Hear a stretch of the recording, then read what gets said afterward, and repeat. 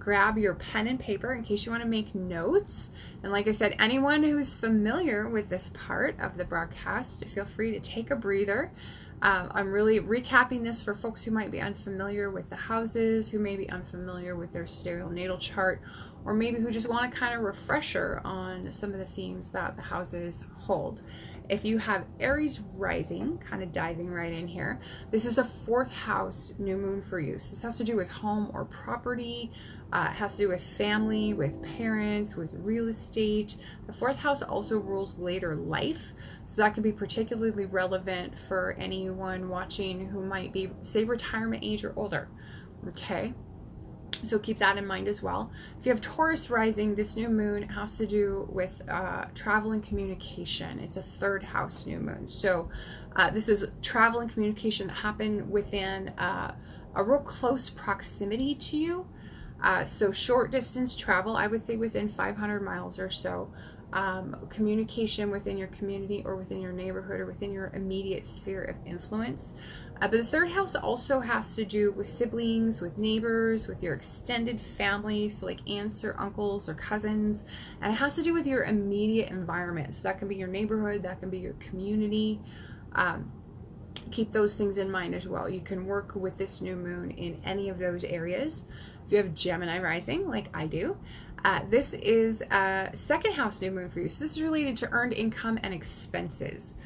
So 2nd house has to do with wealth and possessions, but movable assets, movable wealth, movable possessions. So not investments, they're not very movable, right? Not your house, that's not very movable. It has to do with money that you earn from the work that you do with your own 2 hands. Okay, has to do with expenses that might come up, or possessions that you have, and this can sometimes entail the selling of possessions that you already have. This is an interesting thing. My neighbor came to knock on my door the other day to tell me that she was having a yard sale this coming weekend, and did I want to have a yard sale with her at the same time?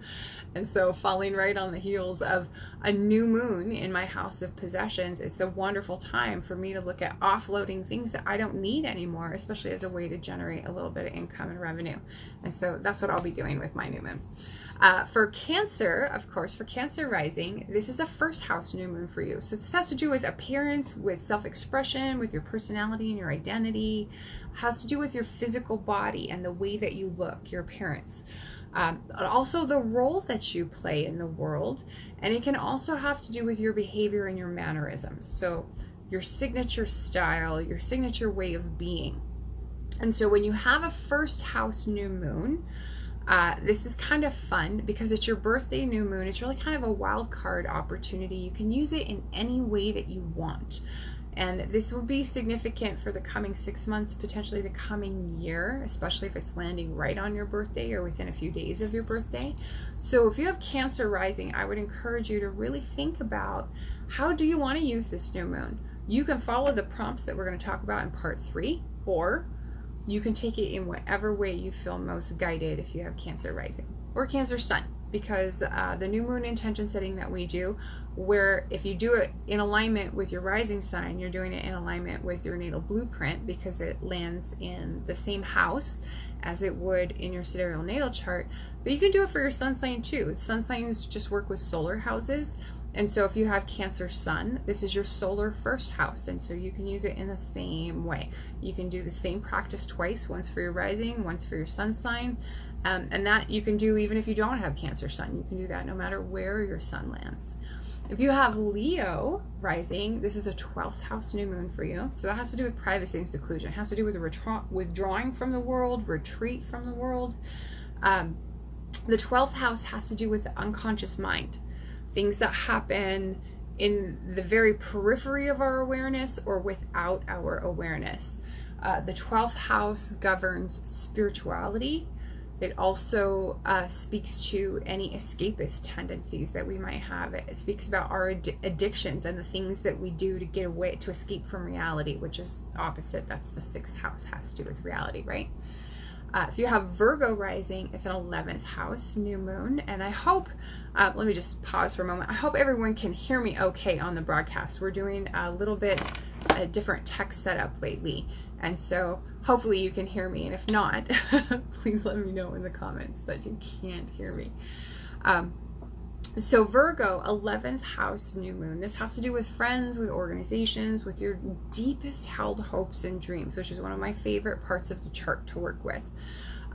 Your hopes and dreams with a new moon in your 11th house, it's really a prime opportunity to take a step towards realizing or manifesting a long-held hope or a dream or a very deep wish that you have.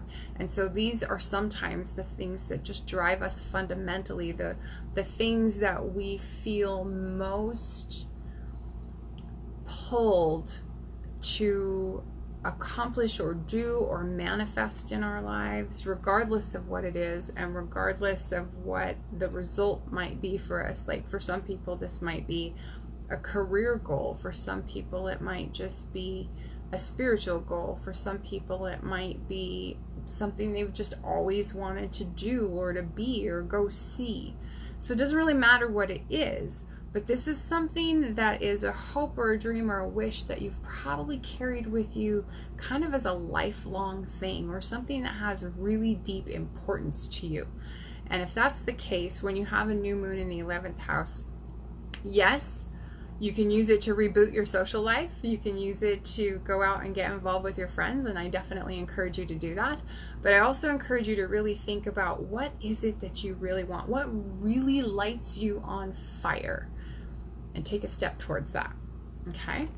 If you have Virgo rising, this is going to be a 10th house new moon for you. So 10th house has to do with your professional life, has to do with your career, it has to do with awards and recognition, what you can achieve and what you want to achieve, your big goals, your long-term goals.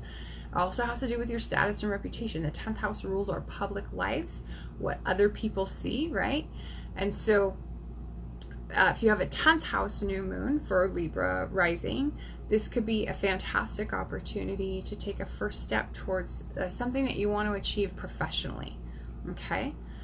If you have Scorpio rising, it's going to be a 9th house new moon for you. So 9th house, being the opposite of 3rd house, has to do with long distance travel. It has to do with long distance communication. So whereas for the 3rd house, I said anything within 500 miles of you, now we're talking about anything farther away than that. So this has to do with travel maybe to another state if you live in a large country like the US, or travel out of your home country. Anything that is long distance or that might take you to a foreign culture or to a foreign place, or where you might encounter foreign people. But then for long distance communication, now we're talking about mass communication. We're talking about things like publishing, broadcasting. So this has to do with, like, maybe you have always wanted to write a book. Well, guess what? It's a great time to start. Or if you've wanted to launch a podcast or do live streaming or start a YouTube channel, anything where you can reach people across a long distance with your message, or anything where you can reach large quantities of people, so mass communication. And then the 9th house also has to do with religion, it has to do with philosophy, governs law, legal matters, and immigration, okay? So if you have anything like that coming up, you might consider making a start right now if you happen to have Scorpio rising. If you have Sagittarius rising, it's going to be an 8th house new moon for you. So this has to do with other people's money, resources that come to you through the people in your life. That can be investment earnings, that could be insurance claims that are paid to you, that could be tax refunds that you do, inheritance, it can be money that you earn through bonus or commission income. It can also be debts, so that might be taxes that you owe, or it might be money that you've borrowed that you have to pay back. These are some of the ways that we might be tapping into other people's money. Now, the 8th house also has to do with some more esoteric sides of life. So things of the occult, of death, rebirth, transformation, those are all highly relevant when we're talking about the 8th house. So if you're not wanting to look at this from a financial standpoint, although that's always a good idea, you can take the deep dive approach that 8th house is known for, getting into the depths of things, investigation, research, or transformation and complete change. Okay, if you have Capricorn rising, It's going to be a 7th house new moon for you. So that has to do with partnership and marriage. It has to do with businesses and business partners, people that you work with, but not in the same way that you work with like coworkers or colleagues. This has to do with people that you collaborate with, where you're kind of on equal footing and you're working towards a common goal. Big commitments, long-term commitments. The 7th house also describes our relationship with other people in general. Okay, and when we're talking about the descendant, which of course is the opposite of the ascendant, we're talking about what we reject about ourselves, qualities that we don't want to own up to, or that we tend to project onto other people in our lives, and quite often that can be the partner. Okay, and for Aquarius rising, this is going to be a 6th house new moon for you. So that's work, health, pets, your daily routines. When we're talking about health, I want to get specific here. 6th house describes your health overall in general, but it also describes your diet. And it's important to know that your overall health, especially when we're talking about like things that cause chronic illness, diet can be a huge factor. So where you have a new moon in your health house, this can be a fantastic time to make positive, healthy changes in your diet, because your diet does have such an impact on the overall health of your physical body, what I call the meat suit, right? So keep that in mind. But it also has to do with your habits and your daily schedules. So in that sense, a 6th house new moon can be a good opportunity for working some sort of physical activity or exercise into your daily schedule and making that a new habit. And anytime you have a new moon in the 6th house, it's a great time to start a new healthy habit if you have something in mind that you've been thinking about incorporating into your daily practice. 6th house also has to do with employees if you have them, and this can be like people who come to your home to work. So if you have a cleaner or someone who comes into your landscaping, they count as an employee. Also has to do with pets and service animals, so keep those things in mind. And I think I already covered daily routines, the work that you do. Work a day matters, and that's not necessarily your career, but it's the busy work that you do from a day-to-day basis. Okay, Pisces, finally, this will be a 5th house new moon for you. So that has to do with creativity, has to do with children, has to do with love and romance, right? Of course, not marriage, love and romance. We're talking about matters of the heart. Leo is ruled by the sun, right? So we're talking about matters of the heart and not matters of partnership necessarily. The 5th house also has to do with pleasurable activities, things that we find fun. That can be sports, can be risk-taking or gambling, it can be hobbies or crafts, any type of creative endeavor. So if you happen to be a writer or a painter or an artist or a musician in some way, and you're wanting to start a new creative project, guess what? 5th house new moon, if you have Pisces rising, perfect opportunity to start something new there. And that really wraps it for the second part of our broadcast, talking about the new moon and how you can play with it. What we're going to do now is move into the third part of our broadcast. And in part 3 of the new moon in Cancer intention setting broadcast, what we're going to be doing is talking a bit about Cancer and Cancer archetypes, Cancer themes, and then we'll move into some prompts for how we can use this particular new moon, how we can tap into the energy and set intentions around what it is we'd like to manifest with a new moon in Cancer, depending on what house it falls in for you according to your sidereal natal chart.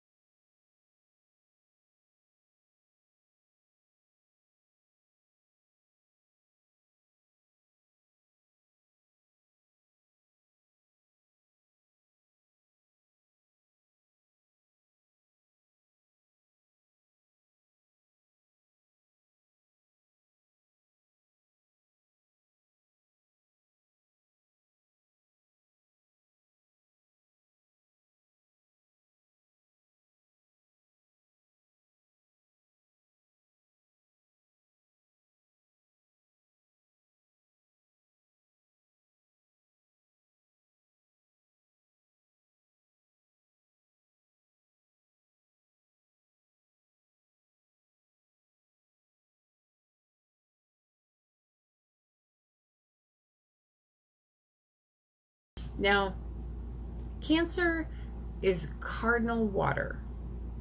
Cardinal signs have a very active principle to them. So this is water that's in motion, in constant motion. It's flowing. It's not like, we talk about Scorpio and I liken it to like a still deep pool or a well, because it's fixed water. So it's water, but it's water that's very motionless. It's not moving, it's not flowing. Cancer water is water that's flowing. And if you tried to stop it, if you tried to dam it up, you'd probably have to work a lot harder than if you were working with one of the other water houses like Scorpio or Pisces, right? So Cancer is the constellation of the crab. It's symbolized in modern astrology as a crab. Although you may find in older interpretations of astrology, you might find Cancer being represented by the lobster or some other crustacean. And that's fine. They all tend to speak to the same thing. And we'll talk about that in just a few minutes. Cancer archetypes are really the archetypes of the mother, right? Cancer rules the 4th house, and the 4th house is typically the house of the mother. Some folks may find it's in their own personal chart the house of the father, and that's fine. But we tend to look at the 4th house as the house of the mother, or the parents in general, that nurturing and caretaking aspect. Cancer has to do with the moon. It's ruled by the moon. It's very, very intimately tied to lunar energy, that fluctuating and vacillating lunar energy. It's the nurturer, the caregiver, the healer even, right? And Cancer can also be related to the invisible man. We call it the invisible man archetype. And I want to kind of go into that in a little bit more depth for folks who might be new to that idea of the invisible man. What is that? We kind of don't have much concept of it. Well, a couple ways that the invisible man can be kind of conceptualized is as like the vagabond, the transient. So this is really a man who has no home, although we give Cancer credit for being able to make its home wherever Cancer finds itself, right? That's one of the qualities that makes Cancer so special. Can also be the emotional man, right? Because we tend to, especially in modern society, especially in the West, we tend to have this notion that men should not be emotional. They should not be prone to emotional displays, that should be private, that it should be kept to themselves, which isn't necessarily healthy. But that emotional man is invisible to the Western psyche, if that makes sense, right?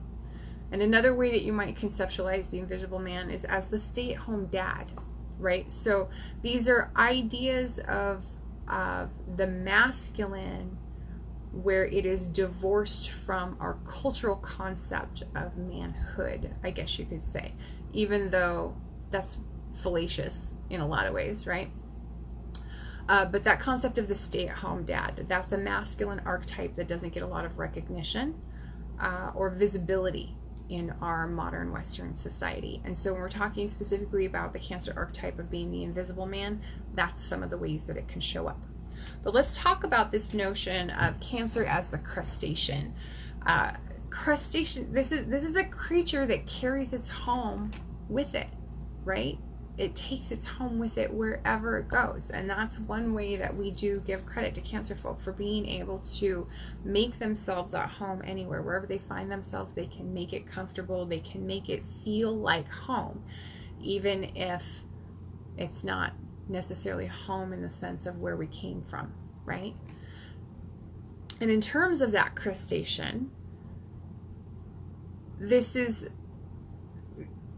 a corollary with Scorpio being a fellow water sign. This is a creature with a hard protective outer shell and a soft, vulnerable interior, right? And that really speaks to the nature of Cancer. It's soft-hearted with a very tough exterior. Cancer has pincers, right? It's defensive. And in that way, Cancer can be kind of a clannish type of energy. where there's very much a line between us and them, us and them, us and them, what's familiar, right? Family, same root, and what is unfamiliar or foreign, okay? Not us. So with those concepts in mind, what I want to do now is kind of move into some of the prompts that we can use. So some of these are questions and some of these are actual prompts that you can use to kind of feel out what might be a good direction to take this particular new moon with your intention setting. So tonight what we're really doing is we're getting a feel for what it is we want to initiate with this new moon. What intention do we want to set? And then ideally you're going to come away with kind of an idea of your next course of action. And I would encourage you to wait a couple of days. Typically with any new moon intention setting, we advise you to wait until the first light of the new moon, right? That first sliver of the new moon starts showing. And that usually happens about a day or two after the actual new moon.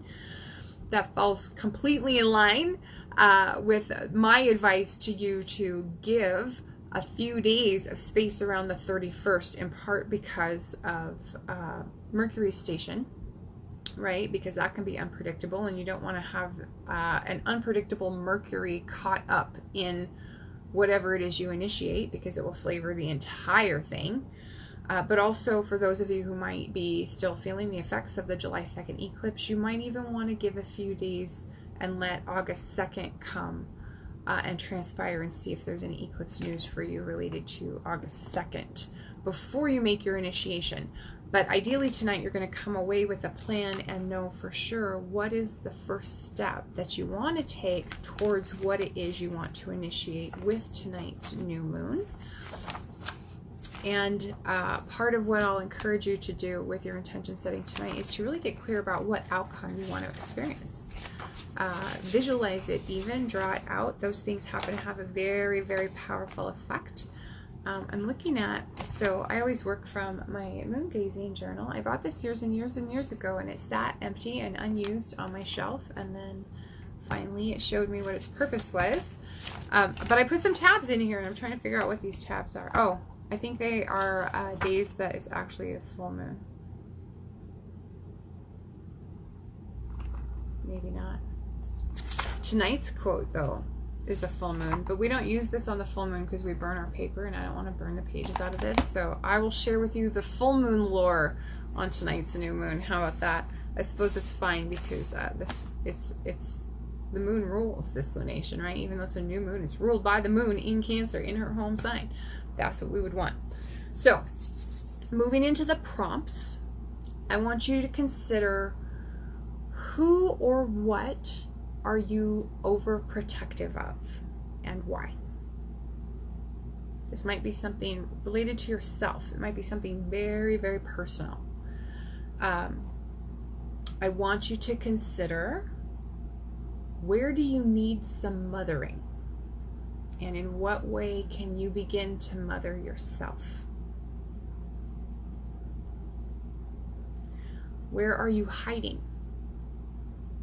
How can you develop the confidence to step out of your shell, to come out of your shell, to take off the mask, right? What is it that you need?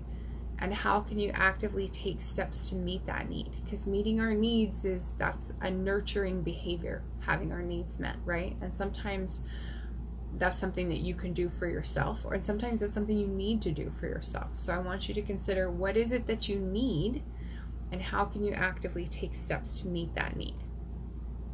As an alternative, you could look at, where are you not establishing healthy boundaries? In what ways do you continually allow yourself to be hurt by other people? In what ways do you let other people take advantage of your caring and your caregiving and your nurturing? And what can you do to begin to establish those healthy boundaries? What do you need to do for your own self-care, rather than giving in and always putting other people's needs first? Maybe you're doing too much mothering of other people. Consider what makes you feel nurtured and cared for. And are you doing enough of that? Okay? How can you do more of that? Where are you hiding? This is one of my favorite ones. Where are you hiding? What are you retreating from? Where is it that you're afraid of being seen, and why? Why are you afraid of showing up, of being seen? Why are you trying to hide in your shell? Where are you avoiding opening up and venturing out into the world? This really gets more to the clannish and defensive homebody nature, right? Like, are you letting the world intimidate you? What would it take for you to feel safe to overcome that urge to withdraw? And what first step can you take towards overcoming that urge to withdraw? What is it? This one's fun. What is it you're approaching sideways and refusing to face head on? What is it? There might be something in your life in the area that Cancer rules in your natal chart. There might be something that you struggle to face head on, to be direct about or be direct with. And if that's the case, how can you begin dealing with it directly? And what's the first step in doing that? What is it you're afraid of allowing into your experience? What first step can you take to open yourself up to what is new and what is different, what is strange, or what is unfamiliar? So you can set an intention to begin establishing healthy boundaries, and set an intention for a plan, and plan what you need to do to kind of stick to it. Now, if you go the route of setting intentions around boundaries, set a firm intention to stick to your guns, okay, instead of being a softie, right? That's kind of a Cancer thing, being a softie. Now, be aware that that will take practice to do consistently and successfully, and it's a continual lifelong practice. In the same way that we say meditation practice or yoga practice, it's a practice because you do it every day. Just like piano practice or violin practice, you get better because you do it every day. So keep in mind, this is a practice. You're not going to be perfect right out the gate. It's okay if you're not perfect, just do it consistently. Be willing to forgive yourself and be willing to practice some self-compassion if you kind of drop the ball as you begin to establish new boundaries for yourself, if that's the direction you decide to go with this new moon. I just want to call that out. You will goof because you're still getting the hang of a new behavior, and that's okay. You don't need to be hard on yourself if you do goof as you're beginning to establish healthy boundaries, okay? You could set an intention to allow for your own self-care. That could be a very important thing to do, to nurture yourself or to mother yourself in whatever way that you need. And you could set an intention to explore any emotions that might come up at this new moon and get to the root or the heart of those emotions. And I say that because any kind of lunation in Cancer tends to be a little bit emotional, because Cancer is a water sign, and that's where our emotions are dealt with, is in the water houses, the water signs. So keep that in mind. And then be sure to remember, as you work with that, if that's the direction you decide to go, that there is likely to be some kind of emotional volatility associated with this new moon, just because we have Mercury stationing, we have Pluto opposite Mercury as he's stationing, and we have the moon squaring to Uranus as this new moon takes place. And so all of those things are going to bring in a degree of volatility in a water sign right at the new moon. So just keep that in mind.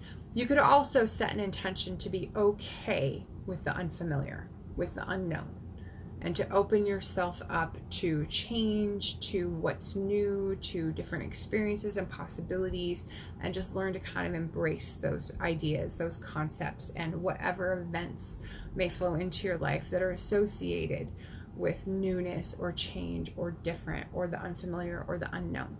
Okay, so I'm going to recap these real quick for anyone who joined us late.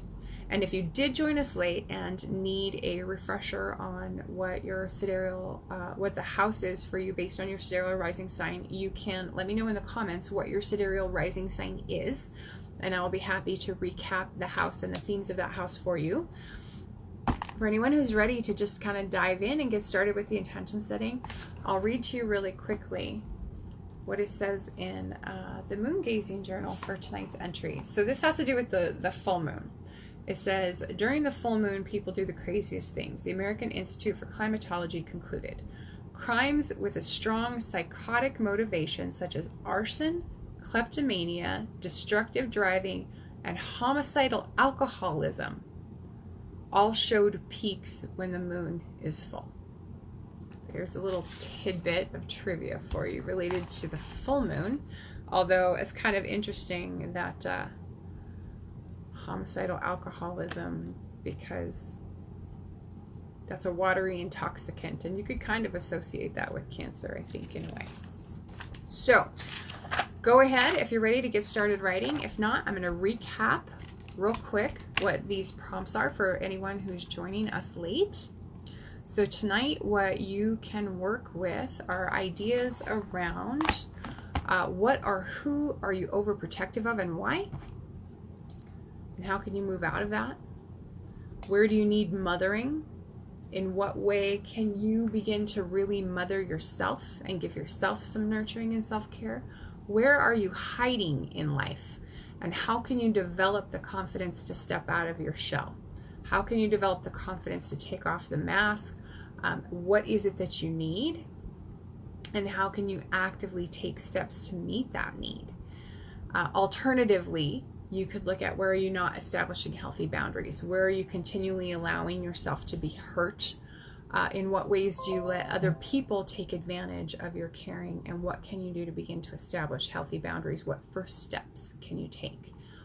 What do you need for your own self-care, rather than giving in to always putting other people's needs first?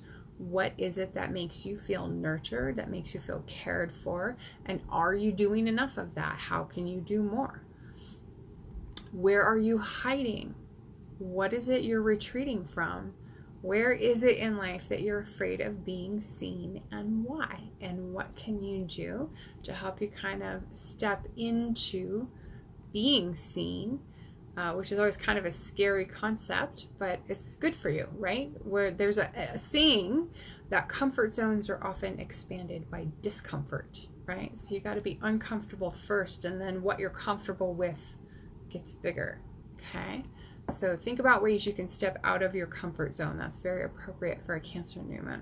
Okay, what are you avoiding opening? Where, are you avoiding opening up and venturing out into the world? And what will it take for you to feel safe, for you to overcome the urge to withdraw? What first step can you take towards overcoming that urge? Or can you just dive in? Can you dive in and do it scared?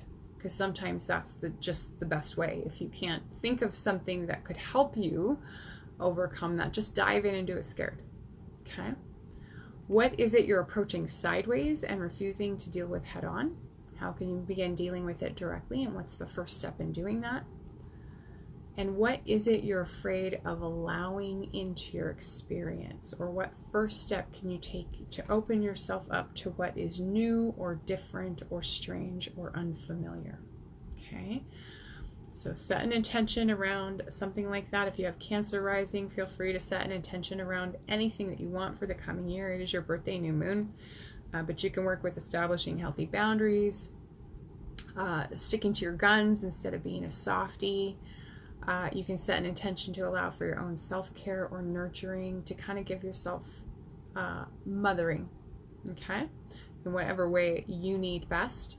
And you can also set an intention to be okay with the unfamiliar, with the unknown, and to kind of open yourself up to change and to new and different experiences and possibilities.